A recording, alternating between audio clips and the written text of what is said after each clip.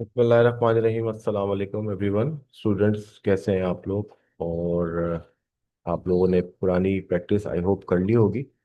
अच्छा, हमने आज क्लास 3 कंडक्ट करनी है कंट्रोल पैनल से रिलेटेड, और याद रहे कि हम ये तमाम चीज़ें basic course digital literacy course में कराते हैं। इसमें बहुत सारे ऑप्शंस हैं बच्चों के। आपके पास कंट्रोल पैनल, खैर अगर आपको पूरा करना है तो उसके लिए आपको एडवांस लेवल पर जाना होगा और एडवांस कोर्स करना होगा। फिलहाल हम इसके अंदर बेसिक शॉर्टकट्स कवर कर रहे हैं। मेरी लास्ट की जो 2 वीडियोस थी उधर हमने बहुत सारे ऑप्शंस को बेसिकली छोड़ा, इसलिए था क्योंकि वो डिटेल्ड हैं काफ़ी, और उनकी डिटेल में जाते हैं तो ये कोर्स और लेंदी हो जाता है। तो मेरे तमाम ऐसे स्टूडेंट्स जिन्होंने पहली बार कंप्यूटर सीखना स्टार्ट किया है, तो उनके लिए कंट्रोल पैनल को समझने के लिए बेसिक शॉर्टकट्स जो हैं वो आना ज़रूर चाहिए, क्योंकि वो ज़्यादा ज़रूरी हैं। एडवांस और लेवल पे जाने के लिए फिर लाज़मी बात है, इस कोर्स को मज़ीद अब आगे बढ़ाएंगे तो उसके ऊपर भी इंशाल्लाह हम लोग वीडियो बनाएंगे। वो अलग से हमें टूल्स बताने होंगे, वो हम इस पूरी वीडियो के अंदर कवर नहीं कर सकेंगे। तो आइए आज की वीडियो के अंदर आज हम क्या सीखना चाह रहे हैं। लास्ट वीडियो के अंदर हमने फाइल एक्सप्लोरर ऑप्शन तक समझा था। आज हम स्टार्ट करेंगे फाइल हिस्ट्री से, और इंशाल्लाह सो ऑन हम आगे बढ़ते हैं। चलें, टाइम वेस्ट किए बगैर आगे बढ़ते हैं। तो बच्चों, फाइल हिस्ट्री बेसिकली आपके पास एक ऐसा ऑप्शन है, वैसे तो ये आपकी जितनी भी फाइल्स हैं उनकी हिस्ट्री जो है वो रखता है। ठीक है, यहाँ पर आपके libraries, desktop, contacts, favourite favourite जो भी आपकी वेबसाइट्स वगैरह आप करते हो, साइट करते हो, तो वो तमाम चीज़ें बेसिकली वो यहाँ पर आ जाती है। बट क्योंकि मैंने ऑफ किया हुआ है, मुझे इसकी ज़रूरत नहीं है, तो इसको आपको नेटवर्क लोकेशन पर कनेक्ट करना पड़ता है। ठीक है, तो नॉर्मली हम इसका इस्तेमाल इतना नहीं करते, क्योंकि हमने इससे पहले प्रीवियस शॉर्टकट में आपको बताया था कि विंडोज लेवल पे या इंटरनेट लेवल पर आप हिस्ट्री कैसे चेक करते हैं। तो विंडोज लेवल पे अलग से ये फोल्डर है, अगर आपके पास नहीं आ रहा तो आप इसको छोड़ दीजिएगा। आगे बढ़ते हैं फॉन्ट्स की तरफ।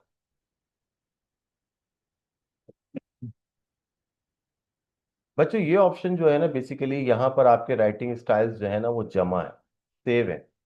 जितने भी राइटिंग स्टाइल्स आपने विंडोज लेवल पे देखे, चाहे वो नोट पैड पे देखे हों, चाहे वो वर्ड पैड पे देखे हों, तो उन सब की फाइल्स को यहाँ पे रखा गया है। ठीक है, आप किसी भी एक फाइल को ओपन करके उस फाइल के स्टाइल का अंदाजा लगा सकते हैं। उसको हर साइज में, हर नंबर में, हर करेक्टर में दिया गया है, ताकि आप उसको आसानी से देख सकें, ताकि ये राइटिंग स्टाइल कैसी है।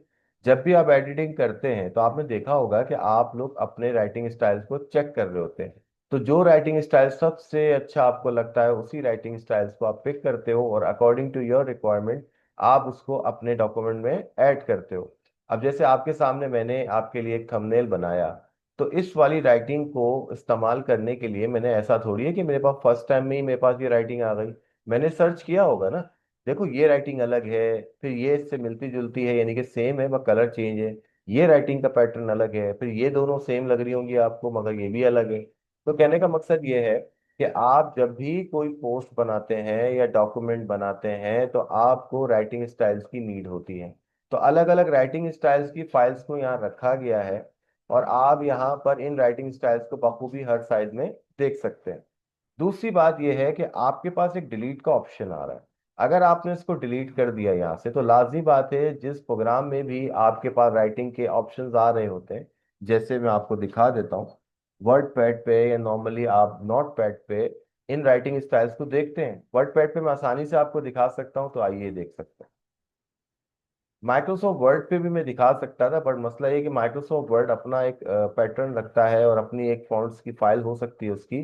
तो क्योंकि वर्डपैड हमारा हमारा विंडोज लेवल पे है, तो इसलिए यहाँ पर राइटिंग के जो स्टाइल्स यहाँ आ रहे हैं, या जो राइटिंग स्टाइल्स आपकी विंडोज सपोर्ट करती है, उन तमाम स्टाइल्स को आप यहाँ देख सकते हैं। ठीक है, ये बहुत सारी राइटिंग स्टाइल्स है जिनको विंडोज सपोर्ट करता है। या मुख्तलिफ जगहों पे आप देख सकते हैं, ये जो टाइमर आ रहा है और इस तरह से विंडोज के अंदर बहुत सारी चीज़ें लिखी हुई आती हैं। तो ये तमाम चीज़ें यहाँ पर हैं। अच्छा, इसमें एक बात ये भी है कि आप राइट क्लिक करके अगर कोई राइटिंग स्टाइल आपको कॉपी करना है तो आप कॉपी कर लें, यानी कि आप किसी और राइटिंग स्टाइल को यहाँ पर लाके पेस्ट भी कर सकते हैं। इससे फिर क्या होगा कि वो इस एडिशन के अंदर ऐड हो जाएगा, और आप इन तमाम फॉन्ट्स को दूसरी लैंग्वेजेस में भी बाकायदा क्या इसका नाम ले सकते हैं। अब आपके पास एक क्लियर टाइप टेक्स्ट ऑप्शन है, जो नॉर्मली बहुत सारे स्टूडेंट्स को या लोगों को नहीं पता होता। आपको पता है स्क्रीन की जो शार्पनेस होती है वो तो सबको पता है, ब्राइटनेस भी सबको पता है, डिस्प्ले भी सबको पता है। मगर ये जो turn on clear type option है ये आपको दिखाता है कि आपका जो मॉनिटर है उसके ऊपर ये जो टेक्स्ट है ये कितना ज्यादा मतलब कह लें कि क्लियर होगा। देखिए दो पैटर्न आपको दे रहा है, यकीनन आपको ये समझ में आ रहा है क्योंकि ये इसके मुकाबले में थोड़ा सा बोल्ड है। नेक्स्ट करते हैं। आपको देखें 6 पैटर्न यहाँ पर नजर आ रहे हैं, आपको कौन सा समझ में आता है? देखिए बाय डिफॉल्ट तो उसने ये किया, मगर मुझे तो सबसे ज्यादा ये डार्क लग रहा है। क्या कहते हैं आपको, क्या ऐसा ही है? तो हम इसको नेक्स्ट करते हैं। अब देखिए इन तीनों में सबसे ज्यादा डार्क आपको कौन सा लग रहा होगा? तकरीबन सेम लग रहा होगा, ऐसा लग रहा है, मगर मुझे लग रहा है ये डार्क थोड़ा सा। ठीक है, नेक्स्ट। फिर उसके बाद यहाँ पर वो पूछता है कि यहाँ पर कौन सा डार्क है, तो अब यहाँ पर हम ये वाला ले लेंगे। नेक्स्ट करते हैं। फिर ये आपके पास ऑप्शन दे रहा है बेस्ट फॉर यू, वो कहता है रेकमेंड तो ये कर रहा है, बट मैं इसको ले रहा हूँ। नाउ आपकी सेटिंग जो है वो एडजस्ट हो चुकी है। अब आपके पास जितनी भी चीजें एज अ फॉन्ट आ रही हैं वो पिक्चर पे आप क्लियरली देख सकते हो। ये होता है क्लियर टाइप टेक्स्ट ऑप्शन। ठीक है जी। तो उम्मीद है आपको ये टॉपिक भी समझ में आया होगा। चलते हैं अपने नेक्स्ट टॉपिक की तरफ, जो कि इंडेक्सिंग है। इसको हम छोड़ रहे हैं फिलहाल, हमें इसकी जरूरत नहीं है। बच्चों इंटेल एच डी ग्राफिक्स ये तभी आता है जब आपके पास original Intel H D graphic का एक तो कार्ड लगा हो और फिर उसका ड्राइवर इंस्टॉल्ड हो। अब ये आ ही गया है तो चलो उसको भी देख ही लेते हैं, मगर जरूरी नहीं है कि ये आपके पास भी हो। मेरे पास क्योंकि इंटेल एच डी ग्राफिक्स का ओरिजिनल ड्राइवर इंस्टॉल्ड है और प्लस ये ड्राइवर तभी आ सकता है जब आपके पास ये ग्राफिक कार्ड लगा हुआ हो। तो आइए पहले हम डिस्प्ले पे चलते हैं।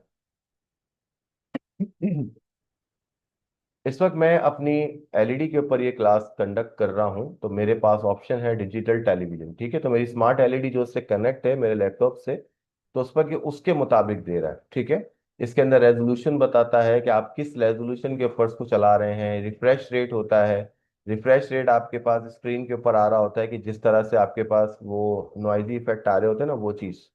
तो आपकी कलर जो मतलब स्ट्रेंथ है या आपकी जो स्क्रीन की कैपेसिटी है उसके अकॉर्डिंगली आपकी एक सेटिंग जो है मेंटेन करता है। रोटेशन यानी कि 90 डिग्री पे करेंगे तो देखें आपकी स्क्रीन ऐसे हो जाएगी, और अगर आप चाहते हैं 180 पे तो 180 ऐसे होगी, 270 ऐसे होती है। अब आप ये सोच रहे होंगे हम रोटेशन करेंगे क्यों? तो भाई इसलिए करेंगे कि बहुत सारे लैपटॉप, जैसे कि हम लोग भी, पता है आपको कि डिजिटल मार्केटिंग का काम करते हैं और हमारे पास बहुत सारे ऐसे लैपटॉप होते हैं जो 360 घूम जाते हैं।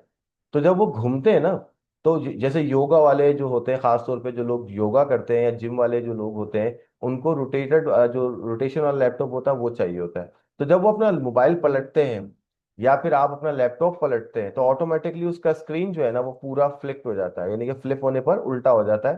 तो यहाँ बज़ाहिर तो आपको उल्टा नजर आ रहा है, मगर जब आप इसको रखते हैं उल्टी करके तो ऑटोमेटिकली आपको सीधा नजर आता है। तो ये रोटेशन इसलिए इस्तेमाल किया जाता है। ठीक है, दूसरी बात, यहाँ पे मेंटेन डिस्प्ले स्केलिंग आ रहा है कि आपका जो व्यू है वो यहाँ पर आप देख सकते हैं इसने एक रेजोल्यूशन सेट की हुई है। उसके मुताबिक मेरी पिक्चर सिर्फ यहाँ तक सेट है और ये बाकी का एरिया ब्लैंक होगा। मगर क्योंकि मुझे अपनी एलसीडी को जब हम कनेक्ट करते हैं तो बहुत सारे लोगों का डिस्प्ले जो है ना वो आधा आ रहा होता है इसी तरह से, तो हम उसको कहाँ से फिट करते हैं, हम उसको स्केल फुल स्क्रीन करते हैं। जिससे क्या होता है कि आपकी, ये देखें, जब हम स्केल फुल स्क्रीन करते हैं तो ये जो बचा हुआ एरिया है ना तो ऑटोमेटिकली ये फुल हो जाता है। ठीक है, वो यहाँ पर आपको प्रीव्यू नहीं देगा। आप नॉर्मली जब आप इसको इस्तेमाल करेंगे स्क्रीन को, मतलब जब आप कनेक्ट कर रहे होते हैं तब एडवांस ऑप्शन के अंदर मजीद एडवांस ऑप्शन आ रहे हैं। बट फिलहाल ये हमारी क्लास का हिस्सा नहीं है, आगे बढ़ते हैं। कलर सेटिंग्स देख लें आप लोग, 32 बिट जो है वो डेप्थ है इसकी। कलर इन्हेंसमेंट जो है आपके पास अलग अलग आ रहे हैं। RGB कलर आपने नाम सुना ही होगा, रेड ग्रीन एंड ब्लू, जिस तरह से हम कहते हैं कि दुनिया के सारे कलर जो है वो इन्हीं कलर से मिलकर 255 के कॉम्बिनेशन के ऊपर ये सेट किया हुआ है।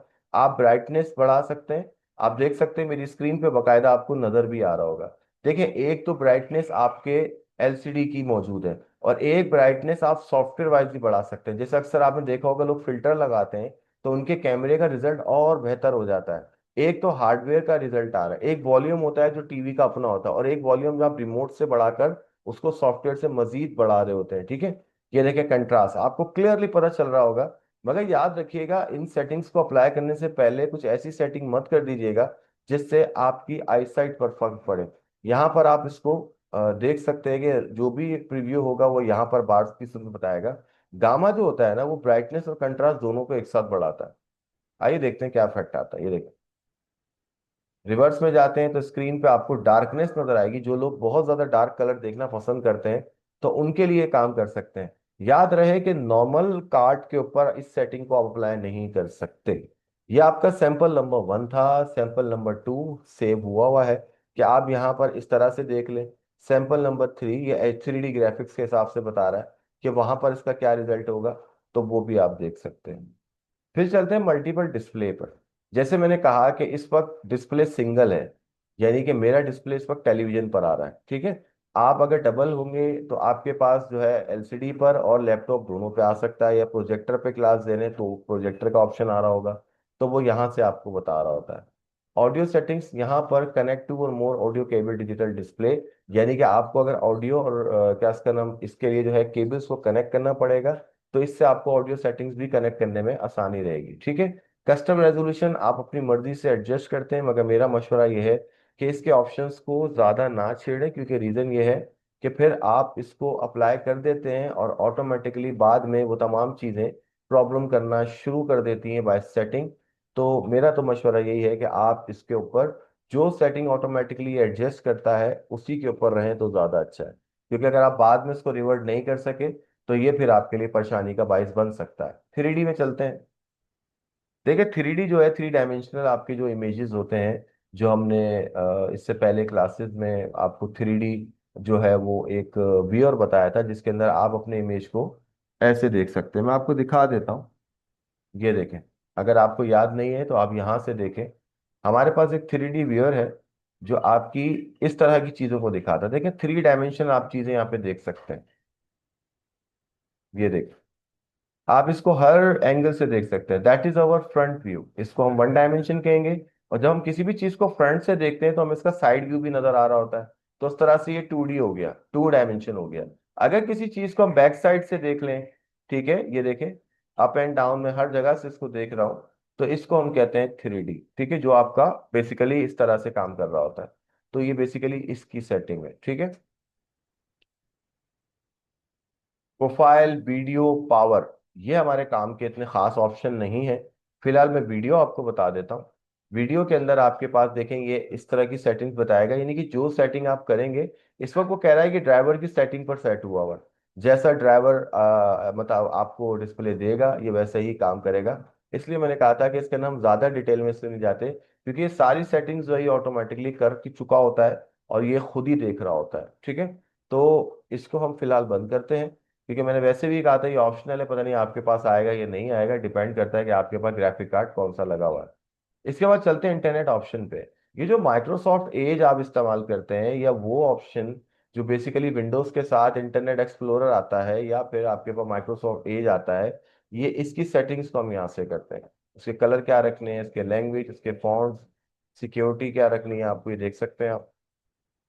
Privacy, content, connections, programs, advance, ये तमाम चीज़ें जो बेसिकली आप इस्तेमाल करते हैं ना, ये जो माइक्रोसॉफ्ट एज है, ये इन तमाम सेटिंग्स को अप्लाई करने के लिए अप्लाई होता है। यानी कि यहाँ पर जो भी चीज़ें आप लेते हैं या जो भी चीज़ आप देखना चाहते हैं उसको आप यहाँ से सेट कर सकते हैं।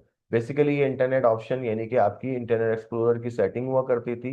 अब जारी बात है वो चीज़ माइक्रोसॉफ्ट एज में कन्वर्ट हो गई है, तो आप उसको यहाँ से सेट कर सकते हैं।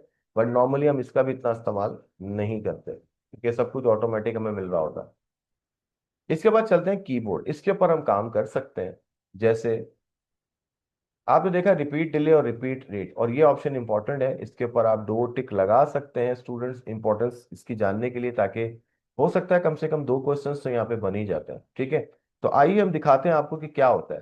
देखिए मैं 5 को होल्ड करके रख रहा हूँ और आप देख सकते हैं ट्रेन की तरह एक 5 बन गया, और बैक स्पेस जो है मैं दबाता हूँ तो वैसे ही ये मिटा देता है। अगर आप इनके रिपीट रेट को स्लो कर दें और इसको लॉन्ग कर दें, तो अब अगर आप होल्ड करके रखते हैं तो ये ऐसे अटक अटक के आएगा, टाइमर लेगा। तो पहला सवाल तो यही बन सकता है कि रिपीट रेट या रिपीट जो है वो कहाँ से एडजस्ट किया जाता है, ठीक है, या वो क्या होता है। तो आप ये देख सकते हैं, इसका फायदा आप ऐसे भी करते हैं, कभी कभी बेध्यानी में आपसे बटन दब जाते हैं और वो एक आपका पूरा काम खराब कर देते हैं। कम से कम ये काम स्लो कर रहा है इस वक्त, ठीक है, पूरा काम तो खराब नहीं होगा। और अगर यही काम अगर लॉन्ग और फास्ट, शॉर्ट और फास्ट में हुआ होता तो आप देखें क्या होता।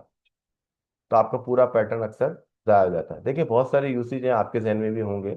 मैं आपको सिर्फ एक आइडिया दे सकता हूँ, उस आइडिया से आप बहुत सारे आइडियाज जनरेट कर सकते हैं। कर्सर एंड बिलिंग रेट, ये जो चीज़ है ना, जिस लाइन को हम कर्सर कह रहे हैं, इट्स अ कीबोर्ड कर्सर, जिसका ताल्लुक कीबोर्ड से है। और ये वहां वहां पे शो होगी जहां जहां पर आप कीबोर्ड से टाइपिंग करते हैं। देखें, अगर ये कीबोर्ड का कर्सर होगा नहीं तो आपको कैसे पता चलेगा कि टाइपिंग कहाँ से स्टार्ट होगी।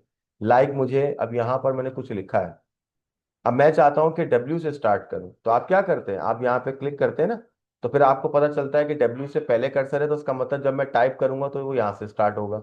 तो cursor basically this is show on your screen.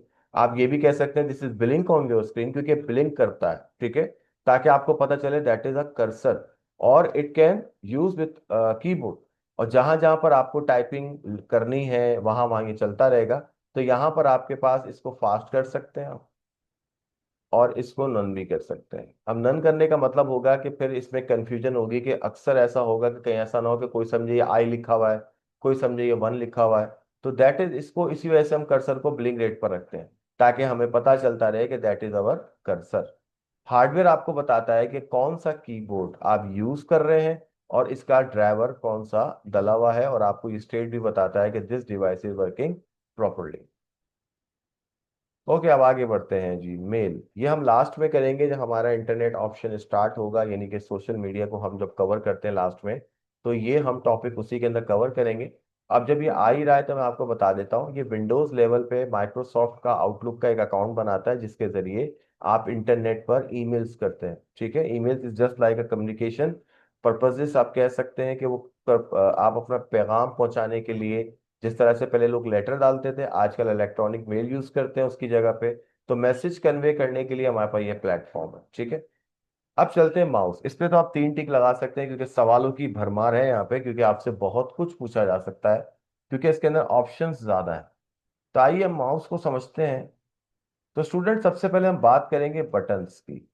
आपको पता है बहुत सारे लोग लेफ्ट लेफ्ट हैंड यूज करते हैं, बहुत सारे लोग राइट हैंड यूज करते हैं। मैं तो मतलब राइट हैंड यूज कर रहा हूँ, तो उस हिसाब से मेरा वाला लेफ्ट क्लिक तो उस वक्त ये है, और मेरा वाला राइट क्लिक ये है। मगर अगर कोई शख्स लेफ्ट हैंड से माउस यूज करेगा, तो उसकी वो वाली फिंगर यहाँ आ जाएगी, तो ऑटोमेटिकली उसका क्लिक ये हो जाएगा, यानी कि लेफ्ट, और उसका राइट ये हो जाएगा। तो इस जगह से आप बटन्स को स्विच कर सकते हैं। अब मैं आपको दिखाऊं कि मैं इस वक्त बेसिकली राइट क्लिक कर रहा हूं, बट ये करेगा लेफ्ट क्लिक, ये देखें। मैं दोबारा से आपको दिखा देता हूं, मैं इस वक्त राइट क्लिक से क्लिक कर रहा हूं, ठीक है। अक्सर लोग ट्रिक करते हैं इस तरह की कि इनका माउस खराब हो गया है, हालांकि वो यहाँ से सेटिंग चेंज हो चुकी होती है।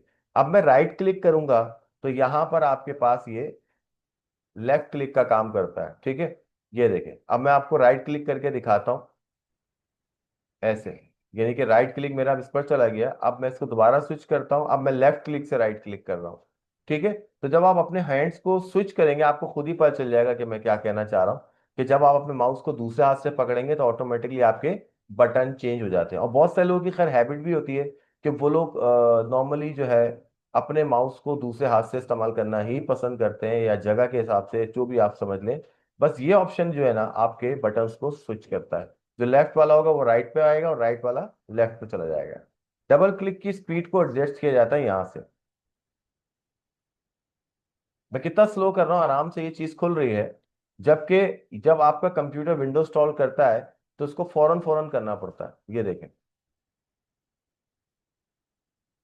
अगर किसी शख्स की डबल क्लिक की स्पीड स्लो है, यानी कि जो नए जैसे बिगनर होते हैं, जैसे आप इस वक्त मुझे देख रहे हैं, आप जारी बात है नया नया कंप्यूटर सीख रहे हैं, चलाना तो हर बंदा ही जानता है। मगर मसला ये है कि अक्सर चीजों को खोलते वक्त आपसे एक कोताही हो जाती है, कि जब आप उस पर क्लिक करते हैं तो वो तो चीज ओपन नहीं होती, या तो रीनेम का ऑप्शन आता है।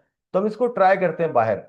ये देख सकते हैं आप, जैसे कि मैं इसको, ये देखें, अक्सर आपके साथ यही वाला मामला होता है कि जब आप क्लिक करते हैं तो आप इतना लेट करते हैं, जिसकी वजह से वो रीनेम ऑप्शन पे आ जाता है, और माउस कहीं का कहीं निकल जाता है। और अक्सर क्लिक ऐसे भी करते हैं आपके ऐसे हिला देते हैं, तो आपके पास जो है वो डबल क्लिक नहीं हो पाता, और उसके अंदर ऑप्शन मूव का या फिर कॉपी का आ जाता है। तो अक्सर आप देखिएगा, आपसे ये अक्सर होता है, आप जैसे मैंने खोल लिया, ठीक है। तो इसकी वजह ये होती है कि आपका यहाँ से क्लिक रेट जो है वो डबल क्लिक का वो फास्ट हुआ हुआ है, आप उसको स्लो कर दें। अब आगे बढ़ते हैं। देखें हम यहाँ पे स्लो स्लो करूंगा तब भी आराम से इसको खोल सकता हूँ। टर्न ऑन क्लिक लॉक क्या है, उसके लिए मुझे एक विंडो ओपन करनी पड़ेगी। पहले मैं आपको दिखाऊंगा कि एक्चुअली ये काम कैसे करता है। देखें, याद होगा आपको, दिस पीसी आपकी मेन विंडो है, ठीक है। आप इसको रीसाइज करें यहाँ से। ये आपका रीसाइज कॉर्नर है ना, जो आपने अपनी सबसे पहली क्लास में सीखा था, ठीक है। इसके अंदर जो है आप अपनी विंडोज को एडजस्ट करते हैं, और मैंने इस वक्त माउस के क्लिक को होल्ड करके रखा हुआ है और मैंने इसको छोड़ दिया, ठीक है, इसने भी छोड़ दिया। आप सोच रहे हैं सर इसमें बात क्या है बताने की, तो अब मैं आपको बताता हूँ कि टर्न ऑन क्लिक काम कैसे करता है। देखें, अप्लाई करेंगे। अब जब मैं इसको रीसाइज करूंगा, ठीक है, इस विंडो को, तो मैं इसको होल्ड करके रख रहा हूं, और अब जैसे ही मैं क्लिक छोड़ूंगा तो उसने इसको लॉक कर दिया। यानी कि मैंने इसमें बटन होल्ड नहीं किया हुआ, मैं सिर्फ माउस को हिला रहा हूं, और इसने मेरे इस लॉक मतलब टर्न को यानी कि क्लिक को लॉक कर दिया। तो ये होता है टर्न ऑन क्लिक लॉक। इसके भी मल्टी यूजेज हैं। कहीं पर आप वॉल्यूम को आगे पीछे करने के लिए भी इस्तेमाल कर रहे होते हैं, कहीं पर आप अपनी इस वाली वर्टिकल हॉरिजेंटल बार को एडजस्ट करने के लिए कर रहे होते हैं। तो ये उसकी वजह से हो रहा होता है। अगर आपके साथ ऐसा कुछ हो रहा है कि आपका माउस उल्टी सीधी हरकतें कर रहा है, तो आप एक बार आके यहाँ जरूर देखें कि आपके माउस के साथ कुछ सेटिंग्स की चेंजेस तो नहीं है। कहीं ऐसा ना हो कि आपको ये बात ही ना पता हो, और मार्केट से जाके आप नया माउस लिया है और पता चले वो नया माउस लगाने के बाद भी वो वही हरकतें कर रहा हो जो पहले कर रहा था। तो बाद में पता चलता है कि हमने तो सेटिंग्स को चेक ही नहीं किया। तो यही बात है, फर्क है कि सीखने वाले में और चलाने वाले में। चलाने वाला सिर्फ चलाना जानता है मगर उसकी सेटिंग्स नहीं जानता है। तभी हम आपको ये बात बता रहे हैं कि आप अपने माउस की सेटिंग्स पे एक बार जाके देखें, कहीं ऐसा तो ना हो कि उसकी कोई सेटिंग चेंज हो गई हो जिससे आपका माउस मतलब गड़बड़ कर रहा हो। पॉइंटर पे चलते हैं। आपको पता है ये विंडोज की जो थीम है पॉइंटर की, आप यहाँ पे अपने पॉइंटर को ऐसा कर सकते हैं, मगर हमने तो इसको एक अलग लेवल पे लेके चले गए थे, जो कि हमने ईज ऑफ एक्सिस के अंदर सीखा था कि अपने पॉइंटर को मजीद बड़ा से बड़ा कर सकते हैं, ठीक है। यहाँ पर आप कोई भी थीम लगा लें तो आपका पॉइंटर फिर ऐसा हो जाएगा, ठीक है। मैं नहीं कर रहा क्योंकि ऑलरेडी मैंने येलो किया हुआ है, तो फिर दोबारा से वहां जाके मुझे करना पड़ेगा। तो आप लोग ट्राई करके देखें, बस अप्लाई कीजिएगा, आपका पॉइंटर ऐसा हो जाएगा। आगे बढ़ते हैं। पॉइंटर की स्पीड वो यहाँ से एडजस्ट की जाती है। नॉर्मली क्या होता है कि लोगों की पॉइंटर की स्पीड सेंटर में होती है और उनका पॉइंटर बहुत स्लो काम करता है, तो हम क्या करते हैं, स्लो कर देते हैं इसको। अब ये देखें आप, मैं माउस को बड़ी मुश्किल से आगे पीछे कर रहा हूँ और ये इतना सा निकल रहा है। उसकी वजह क्या है कि पॉइंटर की स्पीड को हम यहाँ से एडजस्ट करते हैं। इसको देखें, नॉर्मली स्टूडेंट्स ज्यादा जज्बाती ना हो जाए कि आप बिल्कुल इसको फास्ट पे ले जाएं। आप इसको कोशिश करें कि आपके पास जो है वो इसका लेवल बस यहाँ तक रखें, क्योंकि इसके बाद भी ये वैसे ही काम करता है। आपको लगता है कि पता नहीं कितना तेज काम करेगा, अब इतना तेज थोड़ी कि स्क्रीन से ही बाहर निकल जाएगा। तो आप थोड़ा सा कॉमन सेंस यूज करें। इसकी सेटिंग्स में ये इनफ है, बस इससे ज्यादा मत लेके जाएं, क्योंकि फिर आप देखिएगा आपका पॉइंटर जो है ना वो कांपता है। वो कांपने की वजह ये होती है कि आपका पॉइंटर फिर वो होल्ड नहीं कर पा रहा होता स्पीड। और प्लस इसका एक और फर्क होता है कि आपका जो चार्जर होता है, अगर वो मैच नहीं करता ना, तब भी ऐसा होता है कि आपका माउस कांपता है, और आप जब यहाँ क्लिक करेंगे तो वो आपको यहाँ शो कराएगा। तो ऐसा भी होता है। अगर आपके साथ ऐसा हो रहा है तो आप यहाँ पे इनहेंस पे टिक लगा दें। इससे आपका माउस जो है वो अगर फुल स्पीड भी चल रहा है तो वो उसको कंट्रोल में चलाएगा। देखें अब, मुझे यकीन करें बहुत आसानी से मेरा माउस मूव हो रहा है और बड़ा मजा भी आ रहा है इसके अंदर। तो कोशिश करें, अब मैं इसको हटा देता हूँ। अब देखिए मेरे पॉइंटर के अंदर एक अलग सी कपाहट सी नजर आएगी आपको, ठीक है, देखें, गौर करें आप। अच्छा, अब मैं इसको लगा लेता हूँ ऐसे। अब दोबारा देखें, क्योंकि मैं चला रहा हूँ इसलिए मुझे ज्यादा फील हो रहा है। अब देखिए मैं माउस को सीधा सीधा लेके जा रहा हूँ, ये सीधा सीधा ही जा रहा है। अगर आप गौर करें ना, पॉइंटर को मैं जूम करके दिखाता हूँ ऑनलाइन, बिकॉज आपको हर चीज बताना जरूरी है। थोड़ा सा आप देखते हैं। अब जरा देखिएगा। अच्छा, ये इस वक्त मैं नॉर्मली इसको नीचे कर रहा हूँ, ठीक है, वन। इसके बाद अब देखें, मैं चला रहा हूं ना, मैं हल्का सा नीचे करता हूँ, ये थोड़ा और नीचे आ जाता है। ये जस्ट बिकॉज ऑफ दिस। तो आप जब इसको कंट्रोल में चलाना चाहते हैं तो उसके लिए आपने इनहेंस का ऑप्शन अप्लाई करना है। बच्चों, अब हमारे पास सेकंड ऑप्शन इसके अंदर ये है कि automatically move pointer to the default button. अच्छा, जरा गौर से देखें, इस तीनों बटन के अंदर कुछ खास फर्क है। डिफॉल्ट हम पहले ही डिस्कस कर चुके हैं क्या होता है। इन तीनों बटन में आपको क्या खास लग रहा है, कुछ अलग लग रहा है? यस, आपको लग रहा होगा कि ओके के ऊपर एक ब्लू लाइन जो है उसका रेक्टेंगल बना हुआ आ रहा है, ऐसा ही है। तो इसका मतलब ये डिफॉल्ट प्रोग्राम है, यानी कि डिफॉल्ट बटन है, सॉरी। तो इसका मतलब क्या होता है कि अभी मैं अगर इंटर प्रेस करूंगा ना, तो ऑटोमेटिकली ये ऑप्शन अप्लाई होगा, ये या ये नहीं होगा। क्योंकि हर विंडो के अंदर या हर डायलॉग बॉक्स के अंदर एक डिफॉल्ट बटन होता है। ठीक है। इस ऑप्शन के मुताबिक कि जब मैं विंडो ओपन करूंगा, तो मेरा जो भी विंडो का डिफॉल्ट बटन होगा वो ऑटोमेटिकली यहां आ जाएगा इसके ऊपर। ठीक है, ट्राई करके दिखाता हूं, गौर से देखिएगा। अरे थीम भी अप्लाई हो गई, देखिए मैं बच रहा था। ये देखिए ये थीम भी अप्लाई हो गई, क्योंकि एक बात ध्यान में रखिएगा कि जो भी ऑप्शन आप करते हुए आ रहे होते हैं, तो जाहिर बात है ये पीछे के सारी सेटिंग्स को सेव करता है एक साथ। चले कोई बात नहीं, आपके लिए दोबारा से कर लूंगा। बट ये है कि थीम आप देख सकते हैं। अब ये आ ही गया है, तो आप ये भी देख लें कि आप इसमें और भी थीम्स अप्लाई कर सकते हैं यहाँ पर। ये देखें, और अप्लाई करें। अब आपका पॉइंटर देखें ऐसा हो गया। ठीक है जी। अच्छा, अब मैं आपको बता रहा था कि डिफॉल्ट बटन कैसे काम करता है। ठीक है, अब जरा गौर से देखिएगा। माउस जो है, ऑप्शन घेरा, ठीक है, इसी जगह पे देखते रहिएगा। और आप चाहें तो इस वक्त अपनी स्क्रीन के ऊपर हाथ भी रख सकते हैं कि मेरा पॉइंटर संग माउस पर है ना, और मैं माउस को छेड़ूंगा नहीं, और मेरे हाथ मैंने हटा लिए हैं, ऑटोमेटिकली मेरा पॉइंटर जो है आपने देखा कि ओके पर आ रहा है। ये पॉइंटर यहां से यहां खुद ब खुद आया, मैंने कुछ नहीं किया। ठीक है, तो ये इस ऑप्शन की वजह से होता है। इसको हम कहते हैं automatically move pointer to the default button in the dialog box. अच्छा, इसके बाद ये वाला ऑप्शन आपको शायद बड़ा मजा मजे का करेगा। ये ट्रेन बनाता है, जिसको हम पॉइंटर ट्रेल्स कहते हैं। देखिए,